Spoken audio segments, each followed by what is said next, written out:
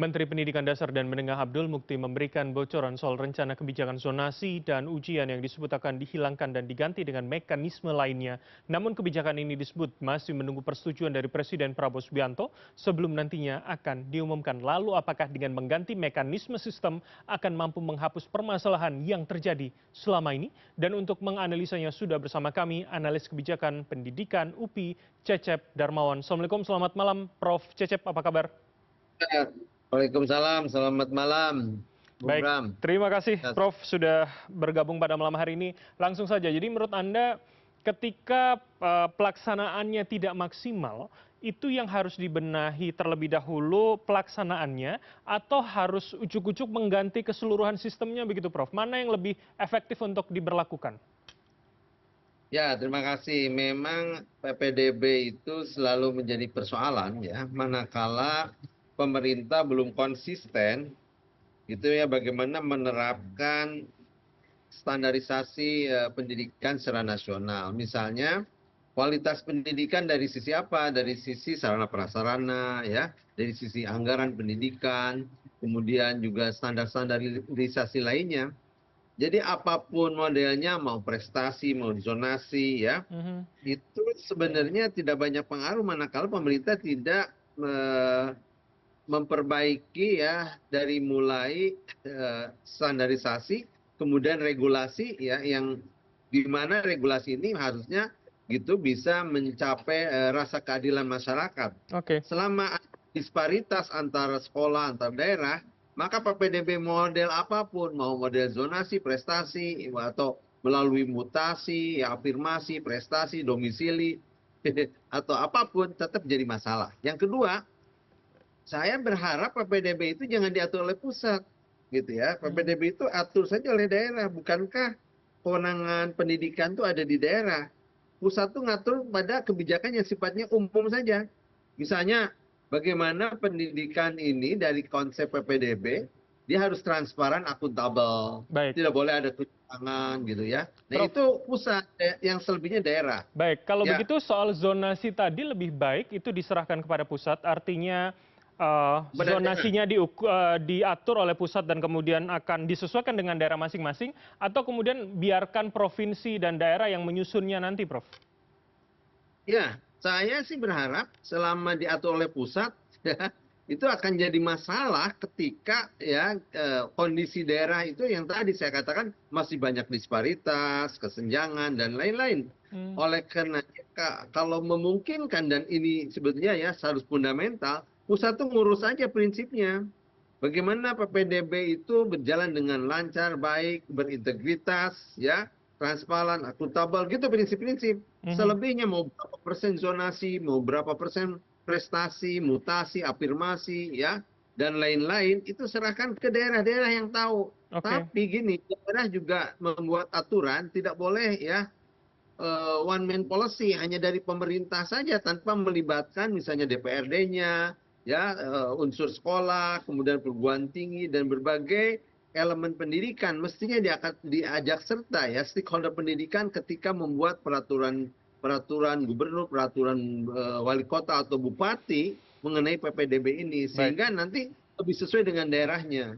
Oke, Prof, dalam pengamatan dan analisa Anda begitu, Prof. Sebetulnya sistem zonasi yang selama ini sudah diterapkan itu memang sudah baikkah secara aturannya namun pelaksananya belum, atau kemudian memang permasalahannya pada pencarian apa ya atau celah-celah yang ada.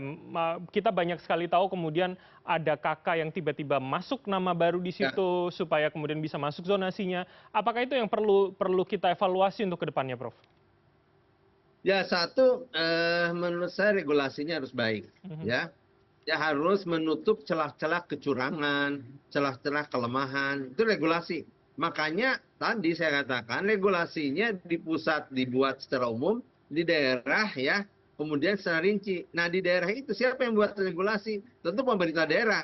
Mhm. Tetapi dia harus meaningful participation, ya, melibatkan berbagai stakeholder yang terkait didiskusikan, dimusyawarahkan, ya, di FGD-kan dan lain-lain, kemudian sudah jadi baru disahkan menjadi peraturan wali kota, bupati, gubernur itu.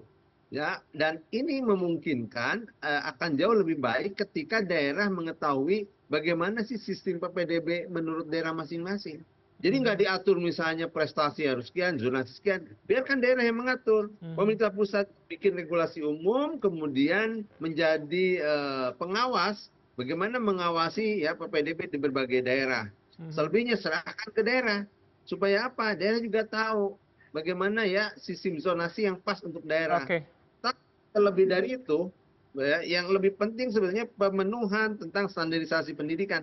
Kalau saja semua standarisasi gedungnya relatif sama kualitasnya ya, kemudian pembiayaan ya, dan standar-standar lainnya sama, orang nggak usah bicara soal zonasi. Ya, dan PPDB nggak akan jadi masalah. Mau ke sekolah manapun standarisasinya sama. Nah, itulah PR pemerintah. Bagaimana menstandarisasi sekolah se-Indonesia itu relatif sama dari Oke. sisi kualitas. Ya, itu jangka panjang begitu Prof ya, yang kemudian memang Iya, harus betul. harus kita tuntaskan. Prof, kalau begitu terakhir, ketika kemudian Dikdasmen itu mengatakan bahwa akan merubah soal apa definisi zonasi tadi yang kemudian melalui domisili dan KK ditunjukkannya, ini akhirnya kemudian soal pengukuran jarak yang definisi yang berbeda begitu disebutkan meski belum rinci. Tapi kemudian Mensesnek Prasetyo Hadi mengatakan akan menggunakan sistem kombinasi yang juga belum disebutkan bagaimana. Mana yang lebih masuk akal diterapkan dalam waktu dekat begitu Prof? Selain kemudian secara jangka panjang memang kita punya banyak PR untuk membenahi sistem pendidikan kita, Prof. Ya, saya ingatkan ya pemerintah jangan pintar merubah-rubah istilah Oke. jadi zonasi domisili gitu. Dulu SMA, SMU, SMA lagi. Ngapain gitu gonta-ganti ya seperti itu. Apapun namanya mau zonasi, mau domisili, yang penting itu adalah bagaimana sistem ini akuntabel, transparan ya, kemudian bisa berperspektif keadilan. Makanya kalau domisili itu juga problem. Ya kalau tadi kakak misalnya ya ketika zonasi bermasalah karena banyak kecurangan, domisili juga ya tidak menutup kecurangan-kecurangan ini. Ini sebenarnya dua hal. Satu aturan, dua juga masalah soal moralitas. Bagaimana sih ya kita menjaga moralitas sehingga tidak melanggar soal PPDB ini. Nah, oleh karena itu aturannya harus ketat, mau domisili mau zonasi, yang penting dia bisa menghilangkan setidaknya ya persoalan-persoalan kecurangan-kecurangan, baik itu alamat misalnya atau KK atau hal lain. Saya berharap pemerintah itu tegas saja, ya aturannya tegas, sanksinya juga tegas. Kalau itu pidana, terapkan aja pidananya gitu. Oke, kalau begitu satu lagi Prof. Kalau Anda mengatakan memang hari ini celah itu akan selalu ada, bagaimana kita masih bisa atau masyarakat masih bisa memantau ketika memang kalau saran Anda tadi menyerahkan otonominya itu kepada pemerintah daerah untuk kemudian disesuaikan dengan kondisi masing-masing daerah. Bagaimana masyarakat masih yakin ketika yang pusat saja ada celahnya, daerah ini bisa melakukan dengan lebih baik begitu Prof? Nah, daerah harus transparan mungkin. Jadi tiap by name address-nya itu harus di-online-kan. Ya, dan dinyatakan si A itu keterima dengan jalur apa, alasannya apa. Tidak keterima melalui jalur apa, alasannya apa. Dibuat dalam satu semester, itu nggak boleh dirubah data itu. Jadi tidak ada yang nyelonong lewat belakang, lewat titip-titipan. Semua dibuka ke publik. Ya, publik ngawasi. Kan ada komisi informasi di situ misalnya. Banyak juga pemerhati pendidikan, ada perguruan tinggi. Makanya kalau perlu nih, panitia PPDB di kabupaten kota provinsi libatkan berbagai sektor. Bukan hanya Pemda, tapi juga ada perguruan tinggi misalnya ya. Ada pemerhati pendidikan, kemudian ada media, ya termasuk ada komisi informasi, ada ombudsman, libatkan sebagai panitia PPDB gitu. Baik. Kemudian dibuat juga yang disebut dengan fakta integritas.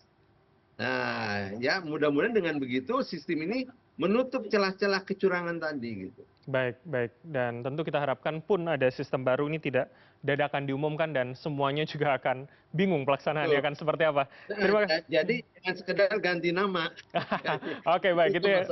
Itu yang paling penting esensinya begitu ya Prof ya. Terima kasih atas waktu dan insight dari Anda Profesor Cecep Darmawan, analis kebijakan pendidikan UPI telah bergabung sama kami. Selamat malam, sehat selalu Prof. Selamat malam, Bang Bram.